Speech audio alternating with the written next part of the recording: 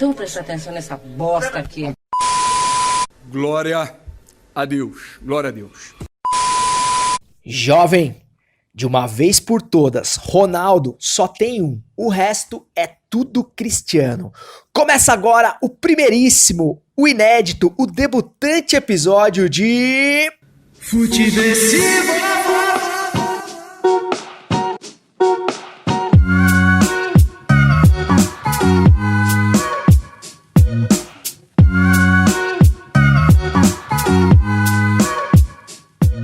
Seja muito bem-vinda, seja muito bem-vindo, eu sou o César Cartoon e esse é o Futeversivo, podcast que dá início hoje aos seus trabalhos com muita alegria, já que esse projeto estava aí engavetado há muito tempo.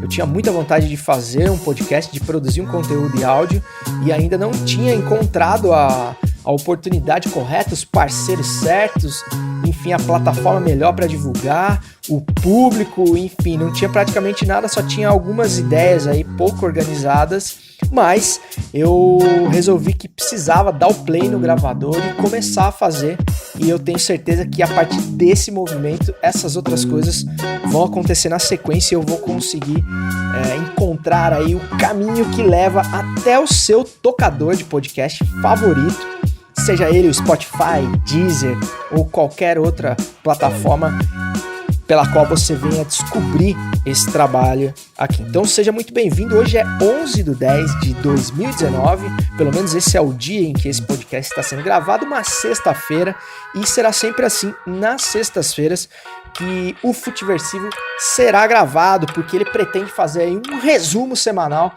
de tudo que de mais relevante aconteceu aí, principalmente na Terra Brasília, esse lugar maluco onde nós, por acaso, vivemos, seja dentro do futebol ou fora dele. O futebol aqui será apenas um plano de fundo, será apenas a melhor metáfora possível para tentar explicar a vida em sociedade. E a verdade é que várias pessoas públicas, principalmente os políticos, usam muito o futebol, né, para tentar simplificar o seu discurso, fazer com que o seu discurso chegue de maneira mais palatável aí às massas. E eu vou usar desse mesmo artifício, porém com honestidade. Beleza? Mande seu e-mail para futeversivo@gmail.com, porque nos próximos episódios eu lerei aqui as mensagens que porventura chegarem. Então, se você tiver ideias de pauta, sugestão de conteúdo, reclamações ou mesmo um feedback sobre o que você ouviu aqui, para que eu possa melhorar esse conteúdo para os próximos programas, mande o seu e-mail e deixe lá o seu recado que eu vou ler aqui com o maior prazer. E antes de mais nada, para dar aí um suporte etílico para sua sexta-feira, eu começo o programa de hoje chamando o quadro que antecederá sempre os acontecimentos da semana, além, é claro, de hidratar a garganta e a mente desse podcaster debutante que vos fala. Pode rodar a vinheta.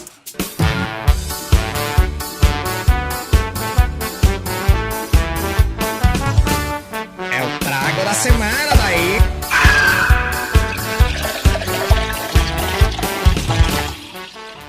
É isso mesmo, do que se trata o Trago da Semana? O Trago da Semana é um quadro que pretende, além de hidratar a garganta e mente desse apresentador, também indicar para você um rótulo de cerveja que talvez você não conheça, para que você possa procurar aí na sua região. Eu vou tentar sempre colocar cervejas fáceis de se encontrar nos estabelecimentos etílicos comerciais aí, para que você tenha facilidade de achar, e também porque esse quadro não tem a menor pretensão de ser um gourmetizador do ato de tomar cerveja, né? A cerveja, assim como o estádio de futebol, por mais que muitos não queiram, é um espaço popular e precisa assim continuar. Então, muito cuidado aí quando começarem a falar de um jeito muito difícil de cerveja, desconfie, porque tem alguma coisa errada aí. E cerveja, é claro, é uma questão de contexto, né, cara? É uma questão de momento. Por exemplo, então se você chega no churras do brother lá, sabadão à tarde, um sol de 40 graus, e o cara saca do isopor uma Sub-Zero estupidamente gelada, faz cara feia, né? Toma, porque é o que tem e pode ser a melhor cerveja que você vai encontrar naquele momento, beleza? Talvez não precisa chegar a tanto, né? Se o cara te der uma Sub-Zero, pode ser o momento de rever essa amizade, mas eu só quis dar um exemplo aqui. Então tome qualquer cerveja que te for oferecida em determinado momento porque cerveja é sempre melhor do que não ter cerveja. Mas, é claro, quando você tiver a oportunidade de provar uma coisinha melhor, uma coisinha mais elaborada, que vai combinar melhor com determinado tipo de comida, ou com determinado tipo de momento, ou quando você for encontrar com alguém especial, enfim, você de repente pode querer uma cerveja mais especial, e é isso que eu vou tentar trazer aqui, mas sem a menor intenção de ficar cagando regra aí em cima do gosto popular, beleza? E o trago dessa semana é ninguém menos que a Destroyer Beer IPA, cerveja do sul do estado de Santa Catarina, de Criciúma. Aliás, Destroyer Beer é um nome que começa a ficar ligeiramente mais difícil de ser pronunciado a partir do momento que você começa a degustar a Destroyer Beer, porque a Destroyer Beer IPA tem o teor alcoólico de 6,8%, ou seja, não é uma cerveja assim das mais fraquinhas, não é mesmo? Então esteja preparado aí para degustar essa cerveja. Diz aqui o fabricante que, abre aspas, a cerveja Destroyer Beer IPA 500ml dispõe de um marcante aroma de lúpulos e combinação equilibrada de maltes especiais em sua receita, com coloração âmbar, que é mais conhecido como um semi-marronzinho, e de aspecto brilhante, apresenta um ressaltado amargor, espuma cremosa e persistente, com sabor evidenciando notas frutadas. Como eu disse, 6,8 de álcool, não é brincadeira. Tem um IBU que eu descobri hoje, que é a escala de amargor. Veja que eu não sou nenhum especialista, mas é uma escala de amargor de 52, ou seja, amarguinha, mas nem tanto. Para quem gosta de uma cerveja mais amarga, é uma cerveja legal, assim, você vai gostar, porque o IPA é uma bela de uma cerveja, na real. A única coisa que ele fala aqui sobre a espuma persistente, eu sinceramente não achei tão persistente assim. E isso pra mim é uma coisa que faz muita diferença, assim, porque, cara, é muito ruim quando a cerveja perde o colarinho, assim, né? Pode ser por vários aspectos, né? Copo engordurado, enfim, você tá comendo uma carne muito gorda, alguma coisa do tipo, a cerveja vai perdendo espuma mais rápido. Mas não é o caso aqui, né? Porque realmente deixei o copo maravilhosamente bem preparado para gravar o episódio e mesmo assim a espuma não durou tanto. Mas enfim, né? Será que faz tanta diferença assim? Só a título de informação aqui. Temperatura indicada para se tomar, ele fala que 1 a 4 graus. Eu deixei um pouco mais gelada, né? Brasileiro gosta de cerveja estupidamente gelada, até porque a gente já tá adentrando aí a primavera, se aproximando do verão, graças a Deus. Quem mora aqui no sul do país sabe do que eu tô falando. Mas enfim, superamos mais um inverno e aí você já quer uma cerveja mais gelada, né? Uma cerveja mais refrescante, mesmo sendo uma cerveja mais forte. Preço R$13,99, talcase. Acho que, cara, é um preço muito justo para uma cerveja de 500ml de muita qualidade. Tem muita Brahma aí de 13 conto aí no bar que não vale metade do que a cerveja pode te trazer, até porque 6,8 já adianta bem o processo aí, dependendo do intuito que você tiver tomando essa cerveja. Muito legal assim para comer uma carne vermelha, para comer um churrasco, comer aquele hambúrguer, né, meu? Tipo, é uma cerveja que harmoniza bastante com esse tipo de comida mais forte, com esse tipo de carne, porque ela segura legal a questão da gordura, né? Beleza? Feito aí o trago da semana, espero que você possa encontrar essa cerveja que você goste tanto quanto eu e diga aí o que você achou também pelo futeversivo@gmail.com, lembrando sempre o e-mail do programa. Bom, agora já muito bem hidratado, vamos aos assuntos mais comentados da semana, finalmente, começando, é claro, pela melhor invenção do homem depois da cerveja, que é o Sport Bretão.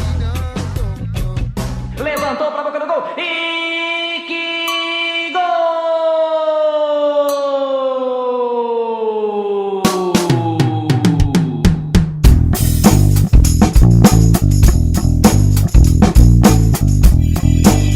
Eu vou com você nessa, garotão! Bom, e com as bênçãos do mestre Osmar Santos, falemos então dos destaques da semana no mundo futebolístico. Mas antes de falar do que há de melhor, vamos falar do que há de pior, claro, que foi o amistoso da seleção brasileira, da seleção da CBF, frente à portentosa seleção de Senegal, na longínqua, na distante, na mais longe que Itaquera, Singapura.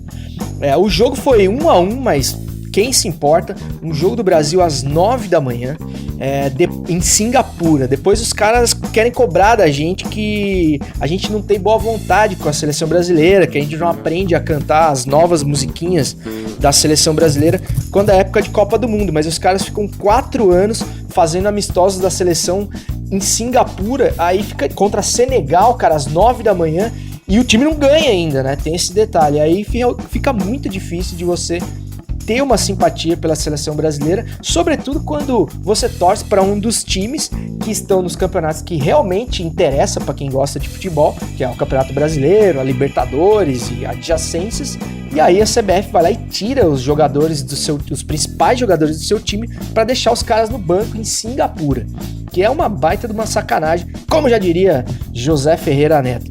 E com a desculpa ainda de que respeitam as datas FIFA, o que é outra falácia também, porque se o cara coloca o jogo um dia antes do jogo do seu time, um dia depois, em Singapura, repito, cara, ele não tá respeitando data FIFA coisíssima nenhuma, né? É papo para boi dormir. Só que tem aí veículos da imprensa que publicam esse tipo de manchete dizendo que respeita sim a data FIFA, mesmo que isso não seja verdade do ponto de vista prático, certo? Outra coisa, narrador Luiz Roberto. Cara, a gente precisa falar do Luiz Roberto. Gosto muito, queria muito ter, tipo, o Luiz Roberto como meu tio, assim. Acho que ele deve ser um cara muito gente boa. Mas na ausência do gripado e sem voz Galvão Bueno, a gente tem que dizer que o Luiz Roberto, ele tem, no máximo na carreira dele, um bordão bem sucedido, que foi o sabe de quem, e nada mais, cara. O Luiz Roberto, ele é muito goiaba, cara. Eu fico com uma vergonha alheia de ver ele narrando os jogos, e é claro, ele combina perfeitamente com a seleção brasileira, né? Isso ninguém pode negar. Mas ele seria, pra mim, aí o picolé de chuchu da narração, mais conhecido como uma espécie de Geraldo Alckmin da locução esportiva. Então, assim, em nada ajuda esse jogo da seleção brasileira pra gente ter o mínimo de vontade de voltar a assistir a seleção brasileira. Aliás, desafio você aí a me dizer no e-mail aqui, que por acaso eu já reforcei algumas vezes, o futeversivo@gmail.com, quantos minutos você conseguiu assistir esse jogo, se você assistiu esse jogo, se você é um cara muito bem intencionado com a seleção brasileira, sem olhar no celular. Então me responda essa pergunta em futeversivo@gmail.com, que eu vou ler aqui no próximo programa, beleza? Agora, essa jornada da seleção brasileira por países distantes deixa alguns legados, assim, e um deles, pra mim, foi a entrevista coletiva do menino Ney, do eterno menino Neymar, o filho de Neymar pai, que vou deixar um trecho da entrevista do Neymar aqui para não parecer que eu tô inventando, que eu tô de má vontade com a joia brasileira. E sempre foi um dos principais nomes, um dos que carregavam sempre, né, acho que, né, praticamente tudo nas costas. Então, a partir do momento que um atleta de alto nível atinge, né, um nível que é bem alto, que é considerado um dos melhores do mundo, né, por que não tratá-lo de forma diferente? No Barcelona é a mesma coisa. Messi tem um tratamento diferente. Por quê? Porque ele é mais bonito? Não. Porque ele decide, porque ele conquistou aquilo. Realmente digno de aplausos, né, as declarações aí geniais do menino Ney. Ele diz que carrega o Brasil nas costas. E você vê que ele vai falar que ele carrega o Brasil nas costas, ele dá aquela pensada e fala assim: nossa, cara, eu acho que é muito arrogante o que eu vou falar. Mas eu vou falar assim mesmo, não sei o que eu vou falar, não tem outra coisa pra falar, eu vou falar isso mesmo. Carrega o Brasil nas costas e que, por que não, ele ter um tratamento diferenciado, né? Se comparando aí ao Messi, por exemplo, né?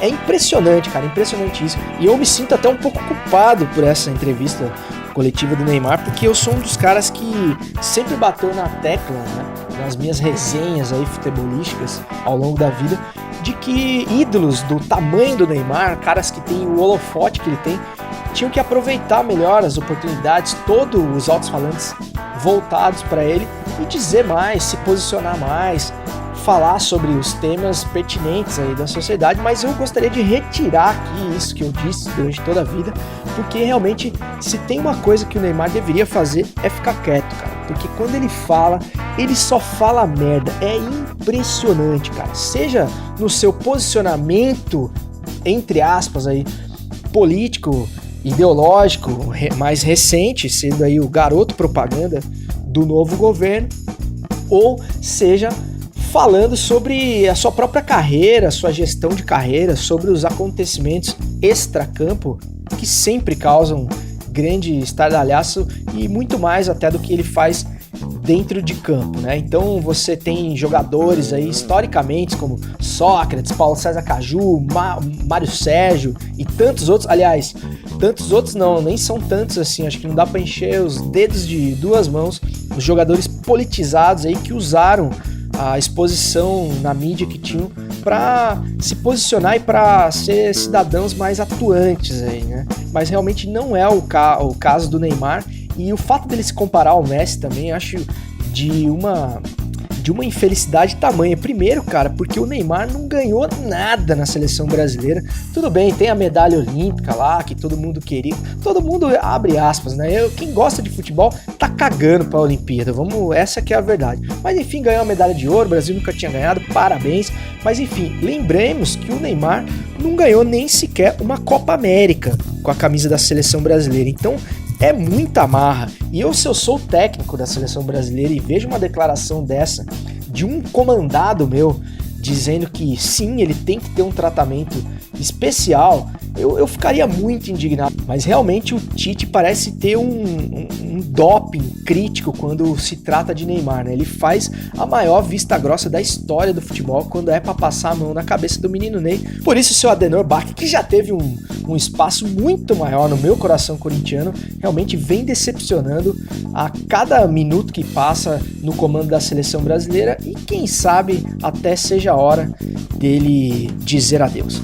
Outra coisa que sempre vale a gente falar em se tratando de seleção brasileira é que esses caras que metem essa marra dizendo que tem que ter tratamento especial, por exemplo, no caso do Neymar, vale muito bem lembrar que o Neymar faz parte sim do grupo fantástico que é responsável pelo 7-1, né? O 7-1 é o episódio mais ridículo, mais vexatório da história do futebol brasileiro e, por que não, mundial. E acho que foi o episódio também mais facilmente esquecido por esses atletas. Ninguém fala mais do 7-1, ninguém faz um meia-culpa em relação ao 7-1. E aí, quando eu falo do meia-culpa, eu falo sobretudo do seu Luiz Felipe Scolari, pai biológico do 7-1, vale sempre a gente lembrar. E eu gosto de falar isso porque o Filipão é um cara que realmente não conhece a palavra modéstia, a palavra autocrítica, porque eu nunca vi ele dando uma entrevista, posso estar muito enganado, mas eu nunca vi o Filipão dando uma declaração de que realmente ele errou muito, ele foi muito mal naquele jogo, ou naquele trabalho como um todo, ele tomou um chocolate histórico da Alemanha e ele não teve condições até psicológicas de tomar alguma atitude no banco de reservas para mexer no time, para dar um choque psicológico no time, ou nem que seja para conseguir um WO, fazer os caras caírem no campo, arrumar umas expulsões, uma briga que seja, enfim, e evitar aquela tragédia que foi muito facilmente digerida aí pela crítica, enfim, por todo mundo. Coitado do saudoso Barbosa, como eu gostaria que o saudoso Barbosa pudesse estar no Mineirão naquele dia e ver que o feito do Uruguai de 50 foi nada, foi um cisco no olho perto do que aconteceu naquele fatídico dia em 2014 no Mineirão. Tenho certeza que onde quer que esteja o saudoso Barbosa, ele deve estar rindo de orelha a orelha e falando: se fuderam, encheram o saco a vida inteira e olha o que estava por vir ainda, né? Eu, aliás, sou defensor da tese nada radical de que deveria haver no Mineirão um busto com cada atleta que estava naquele grupo de jogadores que participaram do episódio 7-1, com um destaque especial para Felipão e, claro, o menino Bernard com sua alegria nas pernas. O busto do Bernard poderia ser só da cintura para baixo para que pudesse enfatizar a alegria nas pernas daquele garoto. Bom, dito isso, vamos para o próximo assunto: Santos 2, Palmeiras 0. Então, falando em Felipão, vem mais um aí da Escola Galdério de treinadores. Aliás, fica a pergunta aí para você responder em futeversivo@gmail.com. Por que será que é proibido não ter nenhum treinador que não seja gaúcho, tanto na seleção brasileira quanto nos principais clubes do Brasil, aí, salvo raras exceções, né? Então, para você palmeirense que se iludiu com o Mano Menezes, eu tenho só uma coisa para dizer, só lamento, porque ainda me lembro de um Corinthians e Atlético Paranaense, aliás, Atlético Paranaense e Corinthians lá na Arena da Baixada, com o Mano Menezes à frente do Corinthians, e eu lembro que o Corinthians tinha, no mesmo ano de 2014, um time repleto de bons nomes, tinha Renato Augusto, Jadson, Elias, Guerreiro no ataque, e o time conseguiu ficar 90 minutos sem dar nenhum chute no gol. Então quem conhece o Mano Menezes de longa data, treinando seu time, sabe que dali não vai sair muita coisa mais do que o anti-futebol que vem praticando a maioria dos times brasileiros, inclusive o mesmo Corinthians, do qual sou fã, hoje com o Carille, que vem da mesma escola, que veio do Tite e tudo mais. Ou seja, o máximo de volantes que você puder colocar dentro do campo e jogar por uma bola, deixar a bola com o adversário. Aliás, o Corinthians tem um fator interessante, né? Os melhores jogos que o Corinthians faz é quando ele tá tomando pressão, tomando calor, né? Ontem, por exemplo, o Corinthians empatou em 2-2 com o mesmo Atlético Paranaense, dessa vez na Arena Itaquera, e foi um grande jogo. O Corinthians agrediu, o Corinthians jogou futebol, né? Mesmo tomando um calor ali do time paranaense, porque quando o Corinthians é agredido e toma os gols, aí ele acaba sendo obrigado a jogar futebol, e você vê que o time tem futebol para jogar, não é um espetáculo de time, mas o time tem muito mais, é claro, do que ele faz, por exemplo, quando tem o jogo meio que sob controle. Aí o time realmente, você vê que ele é instruído a não jogar futebol. E isso é o que me deixa mais indignado, porque se fosse, por exemplo, o time do ano passado, do Corinthians, é um time que realmente não tinha de onde tirar. Lembremos que o nosso centroavante era o jovem Jonathan, mais conhecido como Conatan.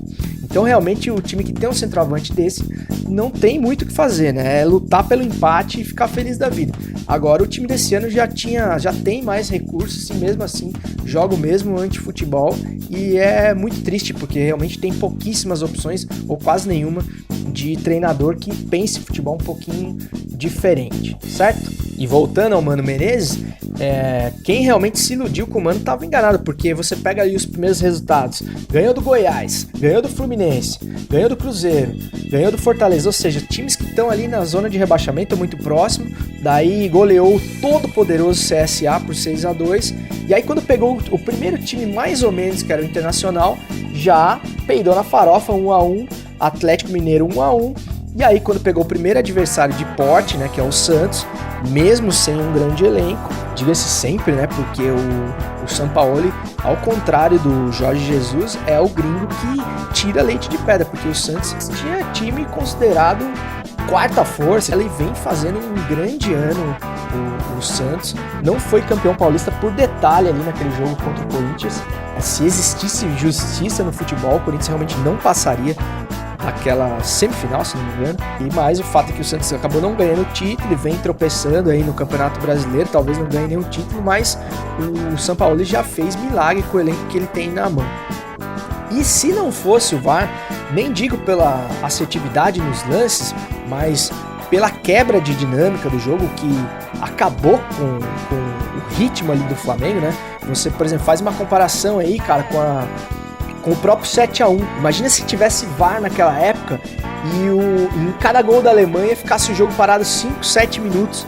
A história do futebol poderia ser completamente outra, pela quebra de dinâmica. O time teria tempo de respirar, o Filipão teria tido, quem sabe, uma ideia genial para tentar ali estancar a sangria, pelo menos. Mas não, isso não existia naquela época, e a gente viu o que aconteceu. Agora, no caso de Grêmio e Flamengo, a história é completamente outra, porque a quebra ali, tanta frustração psicológica que gera no time que tá ali dando calor, dando pressão, faz o gol e tem o gol anulado, aí tem o segundo gol anulado. É realmente muito complicado, a dinâmica do jogo é completamente outra. Então, se não fosse o VAR, seu Renato Gaúcho, o senhor provavelmente nem marcaria passagem para o Rio de Janeiro para disputar o segundo jogo. Mas acabou 1-1, o Grêmio conseguiu ali pelo menos igualar, no máximo igualar as ações no segundo tempo, conseguiu um belíssimo resultado pelas circunstâncias e pelos desfalques também que o Grêmio tinha e conseguiu chegar vivo aí para o segundo jogo. Vamos ver o que acontece lá no Rio, mas caso não aconteça uma grande reviravolta aí no time do Renato, eu acho que o Flamengo deve passar. E agora vamos aí seguramente para o acontecimento mais relevante dessa semana no mundo do futebol, que foi a resposta do responsável pelo Twitter do Vasco da Gama, o gigante da colina, à declaração do senador Zezé Perrella, que acaba de assumir o futebol do Cruzeiro e diz que na crise atual o Cruzeiro estaria caminhando para virar um Vasco ou uma Portuguesa. E aí o Vasco da Gama muito astutamente respondeu em sua conta oficial no Twitter com um genial e sincero emoji de helicóptero. Então, para quem não entendeu a piada, sutil, o humor fino do Twitter do Vasco da Gama, lembre-se você que Zezé Perrella é ninguém menos que o senador que teve um helicóptero apreendido aí com quilos e quilos de cocaína. Eu acho que não poderia ter melhor resposta a essa declaração patética, como diria Mauro César Pereira, do senador Zezé Perrella e manda-chuva ali do Cruzeiro. E brother do Aécio Neves também, vamos lembrar sempre disso. Assim como Luciano Huck. Ah não, o Luciano é ex-amigo. Bom, vamos dando sequência aqui ao Futeversivo. Chegou a hora, o momento desse programa que exalta a vergonha alheia do brasileiro, porque quando você menos espera, tem sempre mais um.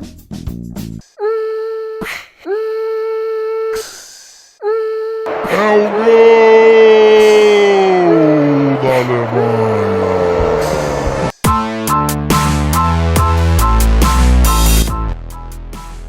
Mais um gol da Alemanha. O Gol da Alemanha é um quadro semanal e toda semana tem um 7-1 diferente. Então esse quadro é uma homenagem singela a cada episódio vexatório que esse país protagoniza dia após dia. Trump não dá apoio ao Brasil na OCDE neste momento, mas dá aval à inclusão da Argentina. Em carta enviada no fim de agosto à organização, os Estados Unidos apoiaram apenas a entrada de Argentina e Romênia, porque esses países haviam apresentado o pedido antes dos outros. Matéria do Estadão de 10 de outubro de 2019, da Lorena Rodrigues. Lembre bem, tá? Não é uma matéria da Foice de São Paulo, não. É do Estadão, que diz: os Estados Unidos negaram apoio a uma proposta de inclusão de novos países, incluindo o Brasil, na Organização para a Cooperação e Desenvolvimento Econômico, que é a OCDE. De acordo com fontes ouvidas pelo Estadão, a negativa foi dada a uma proposta apresentada pelo secretário-geral da OCDE, Angel Gurria, acho que é assim que lê o nome dele, de discutir a inclusão de um bloco de 6 novos países na organização, que teria ainda nações europeias. O presidente melhor Jair Bolsonaro disse ao Estado que nunca houve um compromisso formal dos Estados Unidos de apoiar a candidatura do país neste momento, muito menos um cronograma estabelecido. Em carta no final de agosto, a organização, a qual a agência Bloomberg teve acesso, os Estados Unidos apoiaram apenas a entrada da Argentina e da portentosa Romênia, considerando o critério cronológico, entre aspas, segundo fontes, porque esses países haviam apresentado o pedido antes dos outros, inclusive o Brasil. Então, ou seja, se fudeu, né? O puxa-saco, ele sempre vai acabar se fudendo no final. E eu acho bom que isso aconteça, porque o puxa-saco é uma raça que precisa acabar. E o Bolsonaro não conhece limites quando o objetivo é lamber as botas, para não dizer outra coisa, do Donald Trump e dos Estados Unidos. Aliás, dos Estados Unidos não, do Donald Trump, porque se o Donald Trump perder as eleições ou for empichado, né, como existe uma possibilidade real disso acontecer, vai ficar pequeno para o Brasil. Para quem não sabe, a OCDE é uma organização internacional com 36 países que tem o objetivo de coordenar políticas econômicas entre eles. Foi fundada em 1961 e é um desdobramento aí da Organização para a Cooperação Econômica Europeia, que vem lá dos anos 40. A OCDE, na sigla em inglês, recebe esse apelido de Clube dos Ricos, ou seja, um clube dos riquinhos, porque tem as principais potências mundiais da Europa e tudo mais, Estados Unidos, França, Alemanha, Japão, Canadá e Reino Unido. E o Brasil quer frequentar os churras dos ricos, vamos dizer assim, né? O Brasil, ele preferiu, nessa nova gestão, deixar de ser um protagonista entre os países emergentes, entre os chamados países subdesenvolvidos ou em desenvolvimento, para ser o paga-lanche, para ser o pegador de cerveja dos países ricos. E aí acontece esse tipo de coisa, né? Você vai confiar na palavra de um canalha como o Donald Trump. É isso que acaba acontecendo. É um exemplo que se aplica, por exemplo, ao grupo... Sabe o grupo diretoria dos amigos do Neymar? Tem lá o Neymar, o Luciano Huck, o Thiaguinho, o Bruninho do vôlei, quem não se lembra. Só os cara pica. Aí tem o Rafael Zulu. O Rafael Zulu é o ator série C da Globo, que é brother dos caras. Você acha que ele tem o mesmo peso ali na hora das decisões que o Gabriel Medina, que o Luciano Huck? Não tem, velho. Rafael Zulu é o cara que aparece no fundo da novela lá, das 8, que se cruzar com você na padoca, muito provavelmente você não vai saber quem é. E o Brasil é o Rafael Zulu da OCDE. Parabéns, então, aí a mais essa iniciativa do... Aliás, é o Rafael Zulu da OCDE, não, né? Porque o Brasil não foi admitido, né? Foi espirrado e tinha essa promessa aí do governo Trump, mas você vai acreditar na promessa do Trump e tem mais é que se fuder, né? Aí eu acho que o principal motivo mesmo pro Trump mandar vamos marcar uma coisa qualquer dia pro Bolsonaro, sabe aquela coisa que você encontra aquele cara que você não gosta muito, e você fala, não, vamos marcar um negocinho, vamos, a gente se fala, eu te chamo no WhatsApp. Foi ele ter falado eu te amo pro Donald Trump. Você sabe que o eu te amo, você jovem mancebo que acompanha este podcast, o eu te amo você tem que segurar, não é pra falar qualquer hora, você tem que ter um tempo ali de relacionamento, você tem que ter um grau de confiança pra você ir lá e soltar o eu te amo. Se você falar isso na hora errada, acabou o relacionamento, cara. Você não vai ter o menor respeito mais da pessoa com quem você tá junto. E o Bolsonaro claramente não aprendeu essa lição de casa, soltou o eu te amo ali num momento de empolgação, de provável umedecimento de suas partes, quando encontrou aquele topete alaranjado maravilhoso do Trump, e agora deu no que deu. Temos aí um fora diplomático aí, que é mais um 7-1 na conta aí de tantos e tantos que a gente vem sofrendo aí dia após dia nessa nova era. Dando sequência então ao Futeversivo edição 1, vamos para o quadro que é super manjado, todo podcast tem, e esse não vai ser diferente, que é o quadro que dá dicas aí de filmes, séries, livros, ou mesmo canais de YouTube, podcasts diferentes que você pode não conhecer, que é o Teste de QI.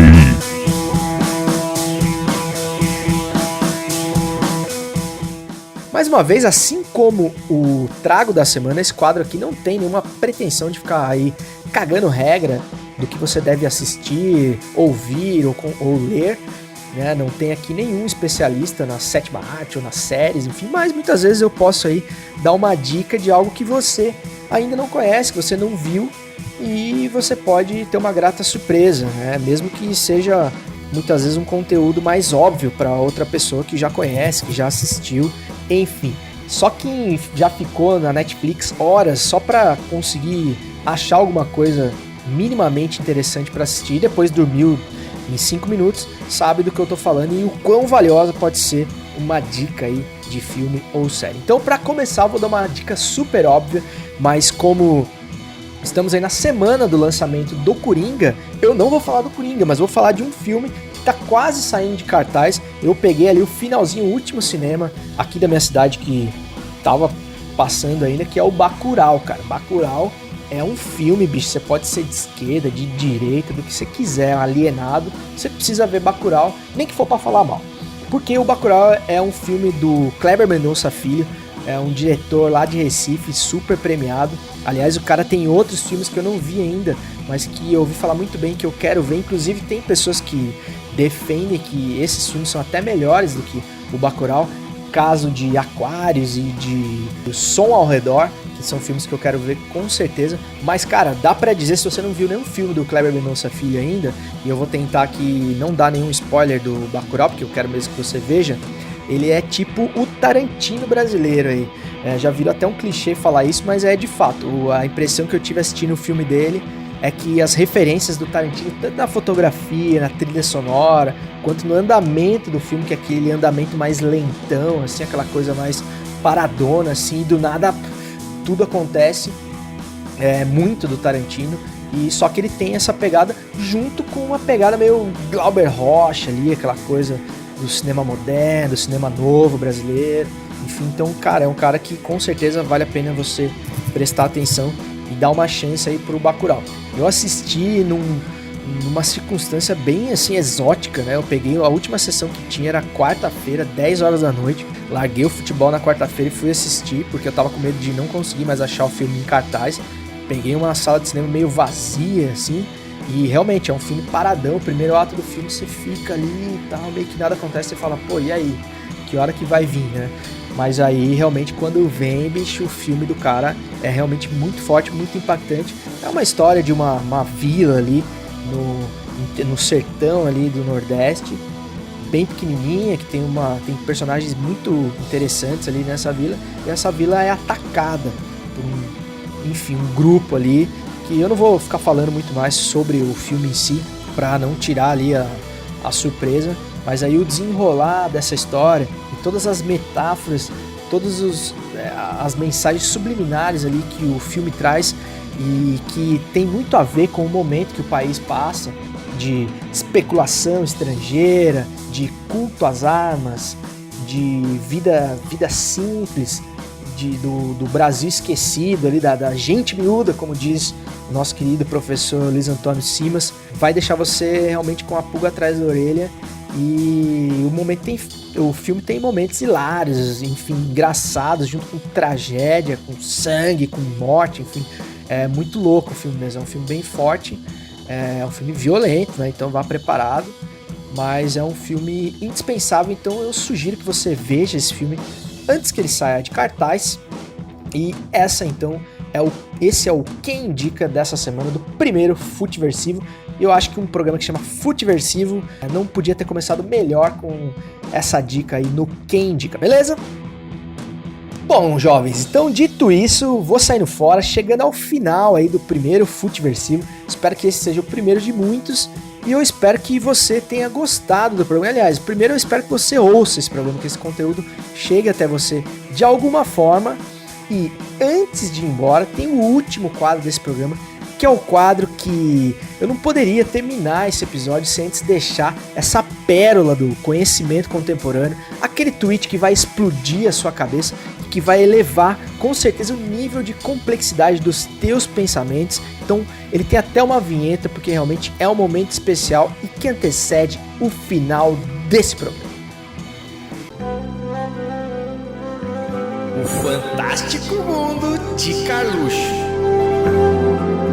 Quem conhece os segredos da imaginação não se perde, nem perde a razão.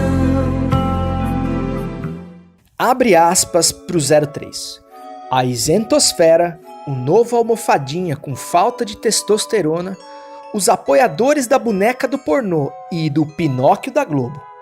Liguem os pontinhos e verá que nada nunca mudou. Exclamação e fecha aspas.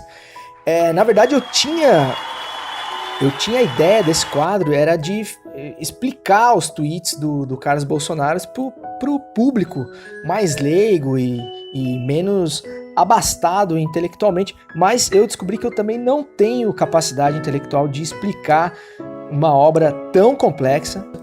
Então só me resta encerrar esse programa, né, com essa obra do pensamento olavo-planista, e declaro oficialmente inaugurado o final de semana, desejando que você tenha criatividade suficiente para postar uma foto que não seja um copo de chopp seguido da legenda sextou. Até semana que vem, tamo junto e segue o jogo! Senhores,